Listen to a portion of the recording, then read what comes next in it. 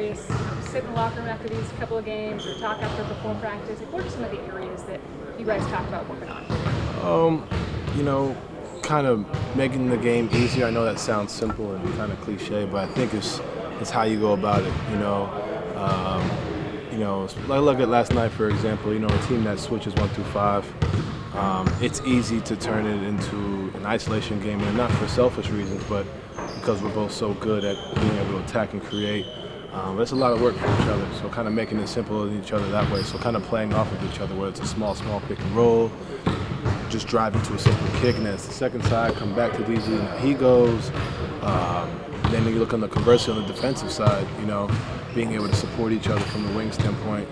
We did a pretty good job in the first game. In the second game, I think we had some lapses, and that's to be expected. It's not, like I said, it's not going to be perfect, but for him and I, just continuing to have those conversations, and they're always positive, and I think that's the biggest thing, because they come from a place of wanting to see each other get better and grow. He says if he's still watching film of Utah games and seeing like, all right, I can see where this works here, it doesn't work. Can you tell that he's doing that? Yeah, I think we had a conversation today just about what I'm used to as far as spacing wise and what he sees, and we are both saying the same thing just in different languages. And I think you can see, him wanting to put me in different spots and vice versa, because we've seen each other play. We've seen it. Like I didn't know he was watching film of me, but I've watched enough of him and kind of have an idea, and also just try to put instances in where he hasn't seen. As far as me coming to set for him. Like I think that's a big thing for us. We can kind of create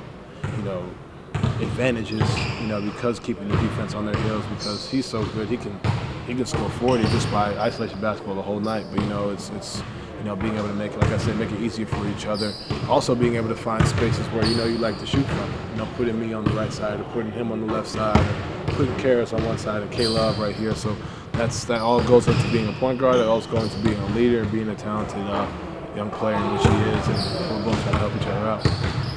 Donovan, what's kind of the balance? Like you talked the other day about like helping one to help one another, and JV's seen that from you guys. What's the balance between like over helping each other, where it's where it's kind of detrimental? Yeah, I think you look at it in a certain way where it's like you pass up what you normally do to try and make that. I think that's where you try to create that balance. But that only comes from a place where a good place. It doesn't come from a bad place, which you'll take that conversely over the my turn, your turn. You know what I mean? But I think we kind of fell into that a little bit last game. We kind of got to a shot faking, trying to make that extra play when it's like, no, like that's what you do. Like shoot that, and it's whether it's me, him, Bert, whoever it may be. Sometimes when you have a group that's so connected, so together, off the floor, on the floor, it can come out as passing up shots that or passing up looks or certain things where that might be the best shot in that possession, and that just comes with time. That's why we have these preseason games. That's why we have these practices.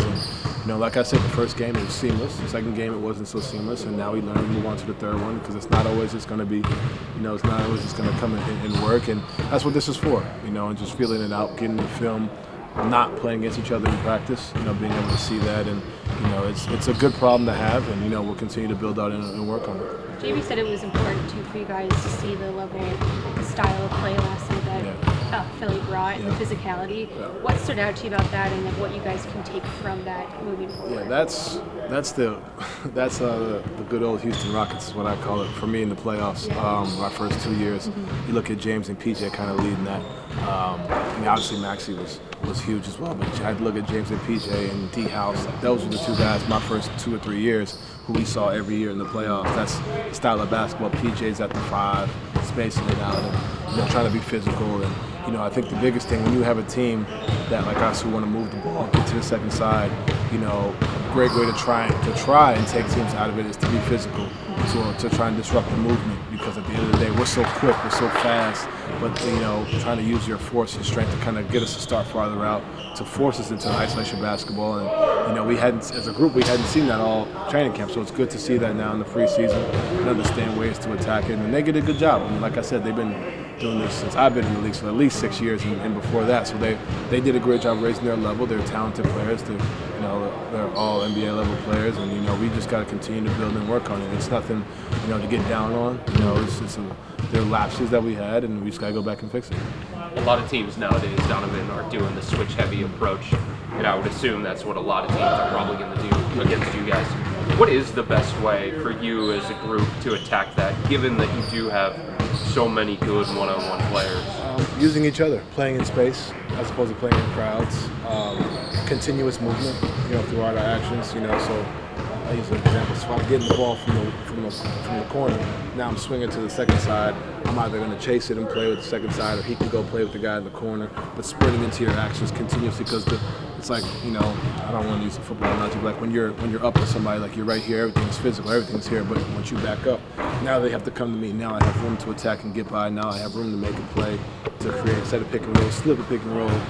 J.A. got a bunch of those. We're finding them up top. Now he's able to grab the ball and make a play on that stuff. So we got to it a few times, but like I said, this is our first time really going through it as a group. So I think now we see it. Now we can work on it in practice, because you can teach it all you want, but you have to physically go through it, physically see it, for us to start to build upon it. And like I said, it's with the preseason games before. You learn, and now we go through practice and get the reps in and see. So when Coach JB saying, "Oh, we're doing this," it's because of that, and you understand where it's coming from. I was talking to J.A. about this a little bit yesterday. Building pick and roll chemistry. In Utah, you and Rudy had it, obviously. How is it coming along with J.A., and how long do you think that process It's going well. I think, it'll be quicker than mine and Rudy, because I was a rookie when Rudy and I first started, and then you look at to where Rudy and I got last year. We were the, I think, number 1, number 2 pick and roll duo in the league. That's 6 years of repetition. Obviously, Jay and I don't have that, but, for me, I think it'll come easier because, one, I'm better than when I first started with Rudy. Like, I'm not the same rookie coming in. I'll have an understanding of where things could be, but I also have an understanding of big setting pick and rolls. I think that's the biggest thing in my career where I've learned is not just knowing my position, but knowing ways that he can set screens and he can get out so he can get open. Understanding where he can be in positions to succeed. And you got to credit, playing alongside Rudy for that, being able to see it over and over. And Rudy, Derek Favors are like the two that you kind of see. Sometimes it's the pocket pass, sometimes it's over. It's your foot angles, it's the way you set a screen. And J.A. is fantastic at it, so it's not like, it's not going to be a hard process. And it's coming along really well. But there's also things of just understanding that when I go this way, that means this, and that way. And that takes time. That's not going to just happen over a week or 2 weeks. But, I think it's coming along very well. What goes into that process, Donovan? Is it just reps? Communication. Reps and communication. So, like, I don't want to say he's tired of me, but I pull him over to the side every second I can, because it's like, Jay, you may have this here, but you also may have that, so just be wary of that. So if I look at you like this one may mean that. And you just got to just keep going on and kind of over-exaggerating it, to be honest, because, like I said, I got traded 2.5, 3 weeks before camp started. So, like, I didn't have that head start. So now we're heading to the season, so now we kind of have to accelerate that. And, I don't think it's been a problem. I think him and I, he's been receptive, and we both have, and continue understanding. And he's also said to me, hey, I think it'd be best if you pushed over to this side so that I can set it. That way I can create a lane. Now I'm in the lane finishing or finding guys on the opposite side. So he sees things, I see things, we tell each other, and it's all about communication as well as reps. Thanks, Donovan. Thank you.